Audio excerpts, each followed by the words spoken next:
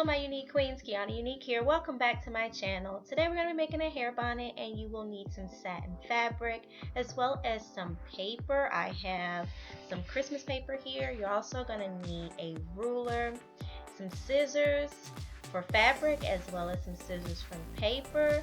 You're going to need a marker of some kind as well as some elastic and a measuring tape as well.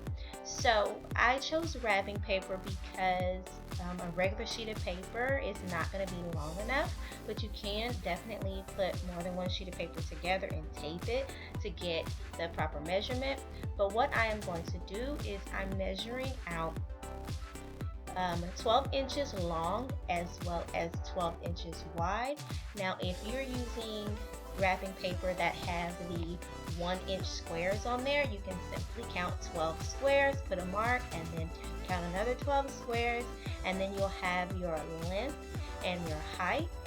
Once you have those marked on your paper, you are going to take a string or ribbon of some kind and place it right at the beginning of your markings, and you're simply going to draw a curved line all the way to the other 12-inch mark without letting loose of the ribbon, and you have to make sure that you keep it nice and tight. Once you have that, you will end up with a 12 by 12 quarter of a circle. You then want to cut that quarter circle out, and we are going to use it as our template to create our full circle for our bonnet. Now with this is kind of going to be for a small / medium sized bonnet, and my elastic is an inch wide because I didn't have any more at the house. I suggest you get 1/2 inch elastic and it will make a bigger bonnet if you use the 12-inch measuring. Otherwise use a 14-inch measuring if you want a larger bonnet. Okay, now you're going to take your satin fabric and you're going to fold it over once, then fold it over 3 more times, so that way it is folded enough times to make 2 layers of your bonnet.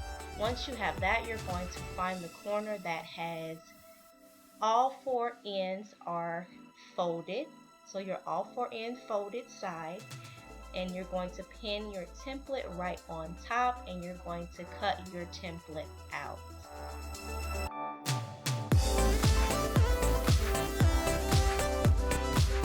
Once you have cut out your fabric from your quarter template, if you unfold it, you should end up with 2 full circles like so.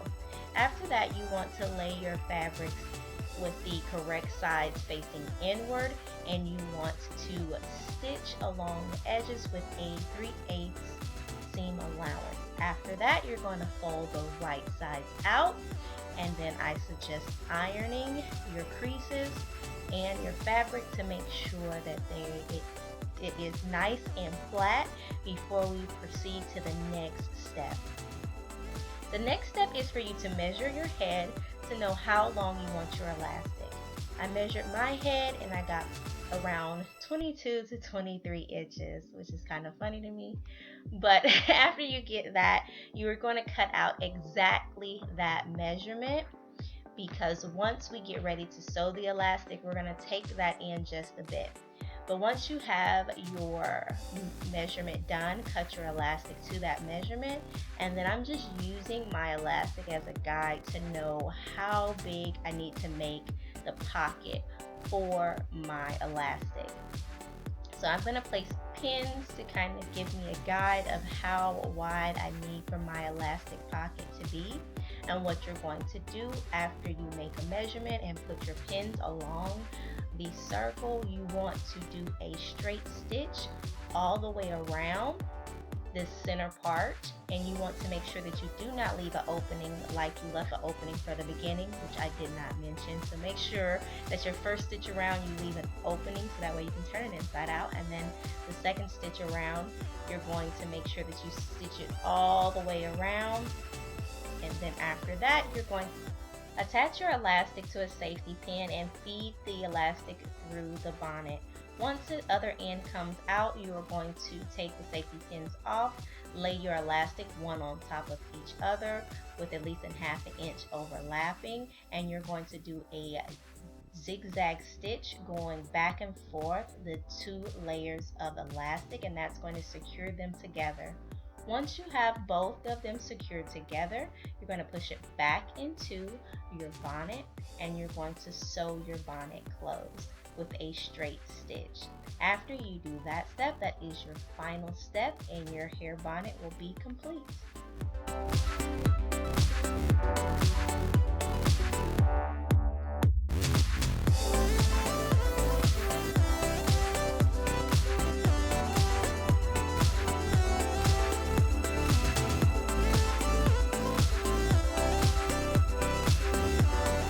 I hope you guys enjoyed this hair bonnet tutorial. Don't forget to like, comment, share, and subscribe. And definitely hit that notification bell so you won't miss out on any of my future videos. As always, you guys, be unique. See you next week.